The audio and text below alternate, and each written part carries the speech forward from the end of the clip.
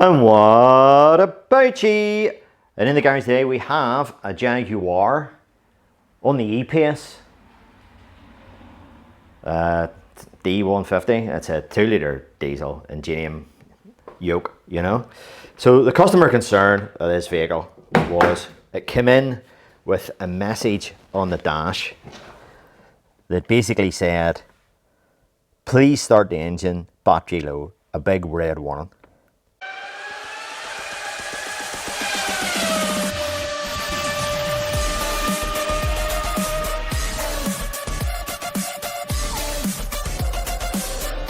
So yeah, I'm talking in the past tense because, well, I have it sort of fixed. So all I did was charge the battery up, but that was after a series of tests that I did, you know, to prove that the battery is okay. And I'm happy enough to give this car back to the customer and say, look, here's more advice, you know. So I was able to garner a lot of information, and I'm going to be able to give him printouts and give him a wee bit, you know, maybe change his habits probably. But the first thing that comes to notice there is, if you can see the mileage, let me see. Oh, that was a bit quick. 28781. 28781. Now, if we go over here, what's this? Oh, wee present for me, maybe. So I serviced this car about a year ago, and 5th of December 22, 24881 mileage. Add blue windscreen wipers, the heap. And so what's that? 24881, and we have at the minute, oh, we're off. 28781. So he's only done about 4,000 miles. Now, as I say, all the messages are now gone. So it's, yeah, it was a thing like that. But I'm going to show you some of the tests that I did to hopefully prove, and maybe guys that have these type of Jags, you know, this may be helpful. There's a wee bit more information contained in here. And do you see this here red light here? See this red light that's on this wee button? That is significant. That is helpful on what goes on with this car. So we've just jumped out of the car and come around the other side, and we'll just close that glove box since the light's on. So we can see everything is shut down, but that wee red light there at the wee red triangle is still on. So this car is still awake, and we haven't locked the doors. So that part of it is the key of this. So we'll have, what's that, 12.51 volts, and we'll have a wee amp clamp, this wee amp clamp by. So this is how I'm determining that I do not have a parasitic drain here. And this is not a parasitic drain video, but we'll have 5.43 amps flowing on this one battery cable. Now this one battery cable is going to the chassis ground, so it's bolted to the top of the strut turret. There is another battery cable in there, you can just see it there, and that's going to the engine. So I can test both. Now, to do a proper parasitic draw test, you know, you need to take the terminal off and all that there, and you know, to get more sort of accurate results. But I don't want to disconnect this battery because I don't want to lose, well, potentially synchronization with the key. I don't think there's any radio codes, but anyway. So 5.5 amps that's pulling there at the minute, you know. But the significant difference, and from the testing that I've done here, so this is what I've ascertained, you know, the difference is, the main difference is if you leave this thing unlocked, it pulls 5 amps, 5.5 amps, for quite a long time, you know, because it's sitting sort of waiting on you starting the car, if you know what I mean. So if I lock it and the mirrors will fold in. You know? So let's see what happens now. Well, 4.8, 4.6, starts dropping, 2.6, 1.8. So this is upside down because of the direction of current flow. We'll talk a wee bit about current and voltage in a wee minute. 1 amp.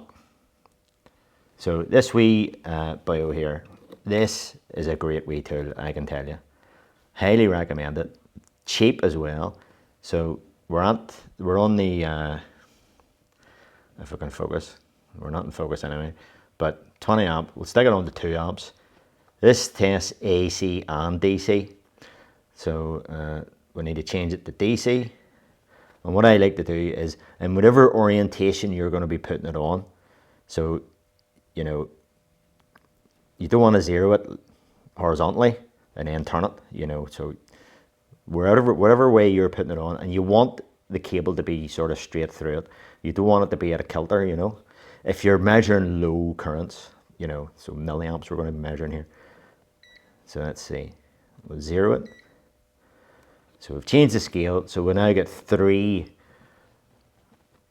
decimal places, 0.784. So that's 785 milliamps. So that's far too high. The rule of thumb is 50 milliamps, and we can see our voltage starting to recover there very well, because we're, what, 3/4 of an amp? But you see that wee red triangle still on? So the car hasn't went to sleep yet because that red triangle's still on. So that's a wee indicator, you know. 790 still. But when you lock the car, it you know, it goes to sleep an awful lot quicker. And I have later on in the video we'll see more testing. So there's, what's that? 180, something happened there. 170. So there, it's gone to 27, 28 milliamps. So that is acceptable. The rule of thumb's 50. Some cars, some manufacturers say, well, we can maybe go up to 70 on modern cars, high consumers, you know. So we're at 20 odd milliamps there. And our wee triangle light has went off. So the car's gone to sleep. If you leave the car unlocked, so there's our voltage has recovered very well. But as I say, I've charged this battery. But just by using that wee tool, I've determined that we don't have a parasitic drain here. We don't have an unwanted drain on this battery. So this problem is just purely down to the guy isn't using the car very much. And depending on maybe what habits he has, maybe he puts it in the garage and doesn't unlock it, or, you know, maybe he sits in it with the ignition on or whatever. And this thing pulls 5 or 6 amps, you know, if you do that. And it just pulls this battery way down. So what I've determined is that if it goes to about 12.1, 12.2 or something like that, it puts on that low battery warning on the dash. So yeah, just while I'm here, the reason why I have this upside down is these things are marked. So it goes by conventional current flow. So there'll be a mark there, there's a positive mark there, and a negative on this side. So by convention, current flows from positive to minus, you know. So that's why I have to have it on that way. So the positive here and the negative on that side. By convention, we all know that in reality, electrons are negatively charged. So the negative is attracted to the positive. So the electron flow is actually the other way. But conventional current, you know, before they discovered protons and neutrons and electrons and all that, they just took it that it flowed from positive to negative. And that's what conventional current is. And these clamps, all clamps, or most of them anyway, are marked and they work by conventional current flow. So yeah, good wee tool that. 3 decimal places there on that 2 amp setting. And yeah, for me, that's a quick test. Tells you whether you've got a drain or not without having to take anything off. So this is a scrap battery that I've been using as a doorstop. Now, I'll have to confess, I put this on my charger, you know, for this sort of demonstration here, you know. So it should be, apparently, on the face of it, maybe not bad, you know. I'm gonna put a wee bit of a load on it, and we can see, well, I couldn't even take that 300 milliamp bulb there, and it collapsed. So it's all about is, has this battery got the ability, you know, to put out current? So in other words, to sustain a load. So that's why load testing is the key. You need to load test stuff. Anyway, we'll have one of these wee bays here. You know, this is a wee Handtech one. And all this, it doesn't load test it. So all this does is it takes a voltage measurement and it measures resistance. It measures the internal resistance of that battery and calculates, you know, the health of it and gives you a reading. That's all it can do.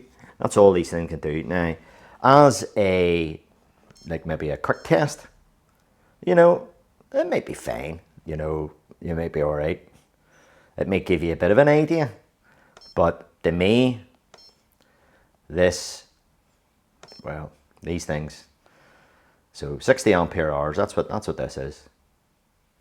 So we've told it that. Testing please later. And it says good. And look at that mad thing there. 9,999 cold cranking amps. It thinks.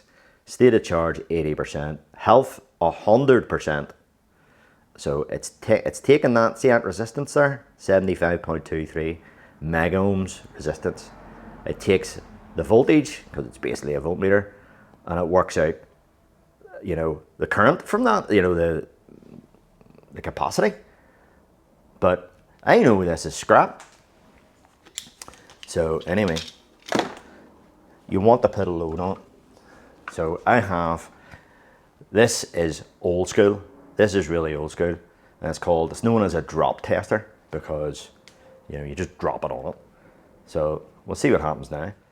So this is simulating starting the car, you know. So there's an analog voltmeter on top of it. So it gives you a bit of an idea. But we'll keep the voltmeter on it there to see what happens. So the in here is a big heating element. Can you see it in there?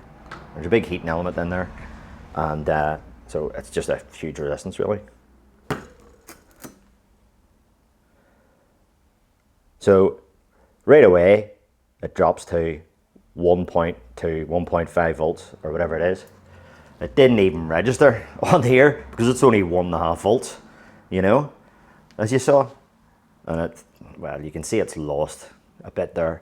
But what that test is telling me that, you know, that won't start the car because it just collapses right away to 1.5, 2 volts, which is unusable. Might as well be 0.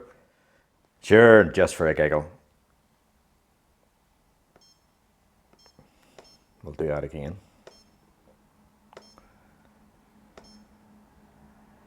Testing, please, later. 9,989 cold crank amps. State of charge, oh, it's went down to 37%. State of health, recharge. You know, that battery is completely unusable. So, yeah, these wee testers, well, all right for a quick test, maybe. But you need to keep in mind that that's, well, it's not the be all and end all by any means. I was talking to one of the lads one time in a pub. Casual chat. This guy, good mechanic, like a real good mechanic. And he was saying to me that he went to some course or wherever, I don't know where he got this from, but he said that he was taught voltage is like pressure. So, and I went, right, okay, I've heard of this analogy. It's a water flow analogy, a water pipe analogy, you know, where the water in a pipe under pressure is the voltage, is akin to voltage, you know, and water flows, current and all that. And I says, well, that's fine for a basic sort of understanding. But to me, you know, that just creates sort of more questions. And as long as you don't ask any more questions and leave it at that, it's maybe fine. But, you know, I'll just tell you, so a volt is just a unit. It's named after a person, and we'll just use it for convenience sake, because it's just named after Alexandra Volta, who was kicking about late 17th century, you know, 1800s or something like that. And he invented the voltaic pail, probably pronouncing that wrong. So a pail, so he basically got a load of plates, you know, copper and zinc and different metals, and put sort of doped cloth in between them, you know, and he piled them up, you know, and that was the first battery, the first chemical battery, you know what I mean? So they knew about electricity from lightning and static and all that there, but I didn't really know. So he invented the chemical battery 200 and odd years ago.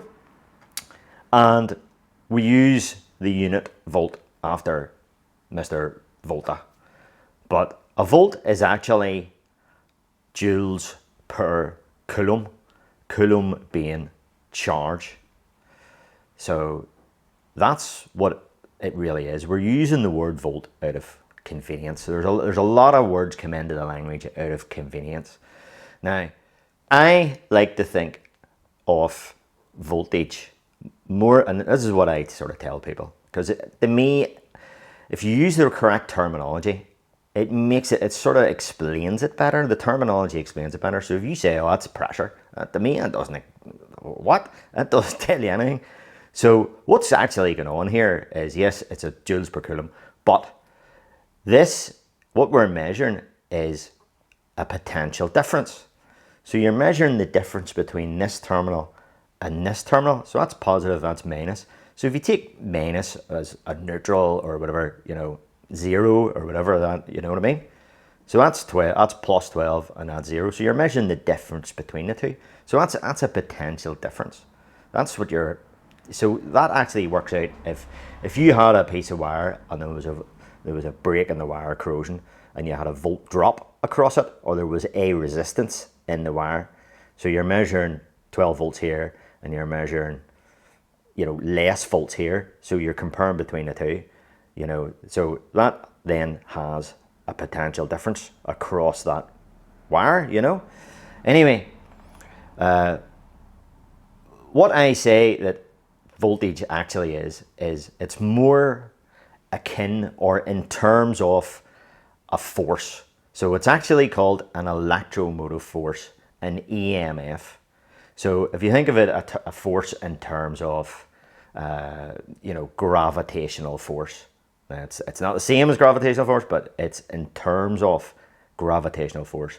So it's an electromotive force that is pushing the energy through the wire. So whenever we put a resistance on it, a load on it, current then starts to flow. With that disconnected, no current flows. Nothing happens, because there's just that we're measuring the joules per coulomb, the charge, the rate of work, the charge that's contained in this chemical battery, you know?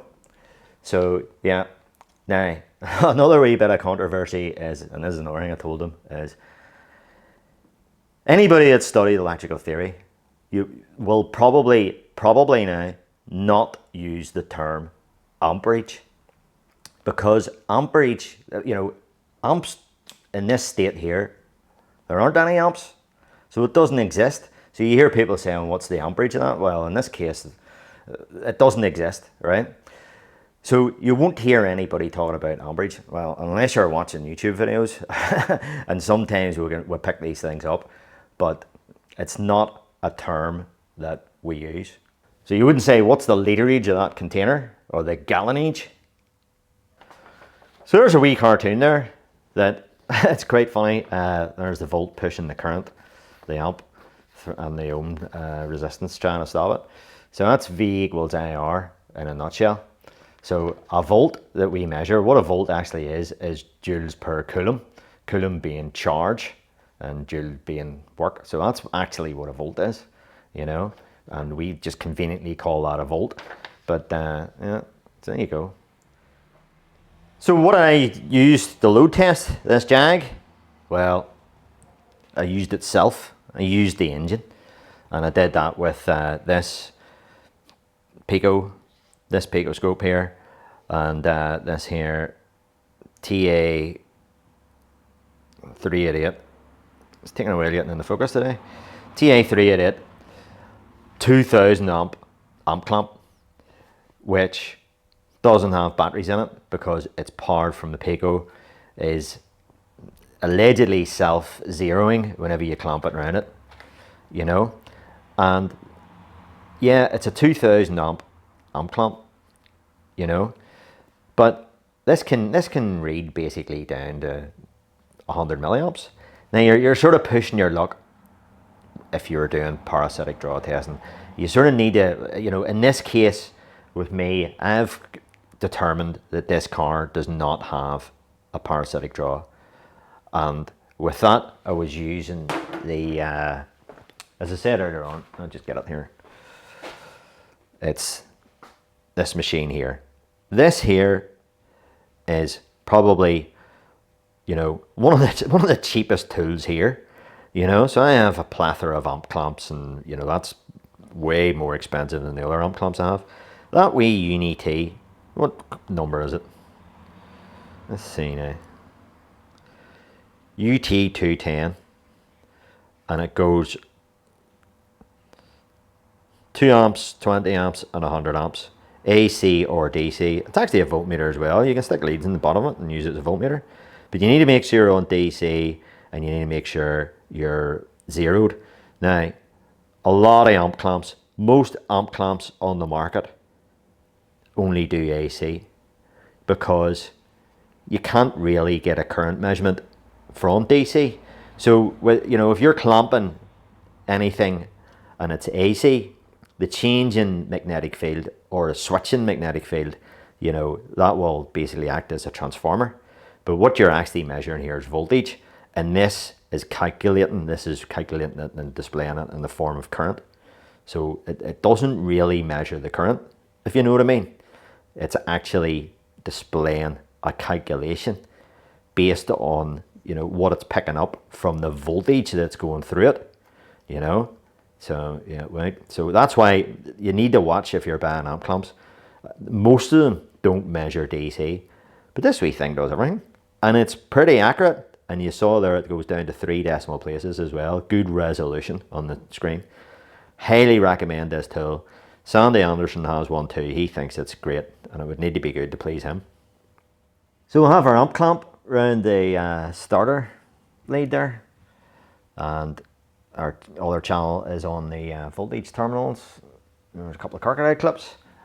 I'll bring you down into here, into that machine there, and what we'll put in is parameters like temperature, the type of battery it is. This is an AGM battery, an advanced glass matte battery, 800 CCA, and the unit is EN as printed on top of the battery. So what we're going to do is do a battery test with this Pico Diagnostics. So we'll hit start, and it says please start the engine. Okay, we'll do what we're told. So we unlock, jump in, close the door, clutch in, start button.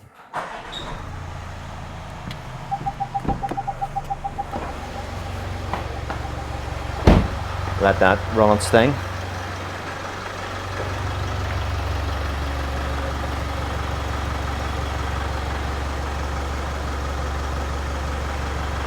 Right, so let's have a look at that. So what I like about this test is we can print this out, and you know, we can give this to the customer. Now, I've done things like this before. Some customers They just, some of them aren't interested, but some of them, you know, they like as much information as possible, and it helps them make a decision. So the main thing with this is, do we need a new battery or not? This car's coming, well, it's 2018, sort of 2019, so it's like 4-year-old. There's only 28,000 miles on it. You know, to say to the guy, oh, you just throw a new battery into it at 200 odd quid plus VAT, which I priced a Varda Platinum battery for this. So you could probably get a cheaper one, like, but that's what you're talking. So anyway, initial voltage 12.4, state of charge 50%. So I did charge this up overnight, but to do this bit of filming, we were doing a bit of mucking about, as you saw. But anyway, it dropped to 9.48, so the voltage drop was 2.88 volts. It pulled 725 amps, so that's our load test. So the load test was the starter motor, starting the engine. So we'll put 700 odd amps on it to see what the battery, how it would deal with that, if you know what I mean. So capacity is 902, and it says here that's 100% of 800 EN, and it says charge the battery. So no matter what I do, it just says charge the battery. But I did do a couple of these tests whenever the battery was in its low state, whenever the car came in right at the start, and I'll show you that. So again, this type of stuff, this is what I can give to the owner, you know. So initial voltage 12.1, state of charge 40%, lowest voltage was 9, blah blah blah, pulled 679 amps there. Still said the battery is 100%. Battery's good, need charging. And in that case, it was charging at 100%. If you notice maybe in this one, if you were cute, you caught on there that it was charging pretty low. Oh, that's the voltmeter turning off. Right, and well, that's this smart charging thing, you know. So because I have charged the battery up, you know, it's not charging it as much now. And that's another thing that can, well, I don't know if it's a good thing or not. But anyway, same sort of thing then. Another test just shortly after that, 40% state of charge. 3 odd volt drop, around about the same amount of current on the starter motor, you know. Capacity 98%. So the battery is good, but needs charging. So that's, no matter what I did, and then we had a lot of, I thought it was too high. It was throwing out. So I was trying to recover that battery. But these tests were done whenever, you know, the red warning light was on the car. So I was trying to ascertain, you know, do we need a battery? Is there a parasitic draw? You know, what is going on here? But I'm saying that this battery is good, but he just needs to charge it up and maybe change his driving habits. So one thing that I did notice is, if you keep the car unlocked, if you don't lock it, it takes a long time for the car to shut down. And I did a couple of captures. We'll have a wee look. Well, here, before we look at those captures, so this is a quiescent drain. So that's a quiet drain, or a parasitic draw, as we would know it as. So if a customer complains of a startup battery, so that's what they're calling the main battery, startup battery, that discharges continuously or from left for a prolonged period of time, recommended that a drain test is done, as described below. But anyway, rule of thumb is 50 milliamps. So when the car is asleep, it should be no more than 50 milliamps. That's the sort of rule of thumb that everybody sort of goes by. On some bigger fancy cars like Audi A8s and stuff like that, it's been reported that, you know, 70 milliamps perhaps is actually acceptable on those type of cars. However, it says here, shutdown period, half an hour, right? Jaguar, all models, less than 30 at an average over 10 minutes. Typical battery drain values. So there you go. The total current drain will be higher if certain approved accessories are installed, for example, a tracker or a trailer module or something like that. So apparently, according to this, not particularly high, but in this car, after I did the testing with a wee amp clamp, there's practically nothing. It's like 20. if that. So here's a couple of captures I took on the Pico, and this is just to see, you know, how long it's not really about the quantities, it's more about the time. So how long it takes under whatever conditions for this Jag to you know, shut down completely and go to sleep. So this first one here, the blue is the voltage, and the red is the current draw. So the pull off the battery, and we'll have here in the notes, engine running, then off, vehicle unlocked. So, and we see here we have 11 frames of capture. So I've done 10 seconds per division. So this division here, this box is 10 seconds, 10 seconds, 10 seconds, 10 seconds. So the whole screen, the whole page, if you want to call it that, the whole frame is 1 minute and 40 seconds. So it's 1 minute 40 seconds across it. So this is the end one. So it has gone down to basically nothing at this point here. So if we go right to the start anyway, there we are. So this is the vehicle running, and I switch it off, and that's the current starting to drop off. And we can see it doing a wee bit of jiggery pokery here. You can hear the engine going click, click, click, you know. And yeah, so that's the time it takes. So let's see, we can negate this first bit then, you know, so that's 27 seconds up to this point here. So for talk's sake, that's a minute and 10 seconds then, you know. So we'll have 1 frame, 2 frames, 3 frames, 4 frames, 5 frames, 6, 7. We're starting to see a bit of activity here, and starts to knock off at this point, but it doesn't go fully off until here at frame 10. So I've added all that up, and it works out at 16 minutes, roughly in around the 16 minutes. So as I say, one whole page, if you want to call it that, one whole frame is 1 minute and 40 seconds. That last one, we can negate that, let me see, up until about 30 seconds there. So again, it's that bit there is it shut down. But anyway, for sake of argument, 10 frames at 1 minute 40 seconds. So 16 minutes to shut down. And that's under the condition with if you don't lock the car. If you switch the engine off and jump out, so say you park it in your garage or something like that, and you jump out and you don't bother locking it, it takes 16 minutes for it to shut down. So same thing, same time base, only this time the vehicle, let me see, open. So this time the vehicle locked, so here we'll have engine running then off, vehicle locked then. So switched the engine off, jumped out, and locked it with the remote. And the big change here, 5 frames or 5 pages, whatever you want to call it. So this 5th page, you know, it's already shut down. So it's actually shut down on the third, in the middle of the 3rd frame here. So we'll have a wee look. It's shut down there at 44 seconds into the 3rd frame. Let's see. And we can negate, there is where I turned it off, at 20 seconds there. So I've added it up, save you the hassle, it's 3.5 minutes.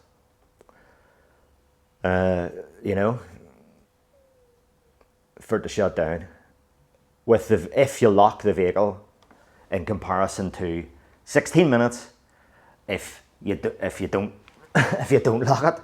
So that's a thing I'm going to tell the customer. You know, make sure you lock this. That, you know, don't just leave it unlocked, because it takes an age for this thing to go to sleep and for that current draw to drop off. Because the thing's sitting in standby. The thing, you know, it thinks you're going to use the car because you haven't locked it.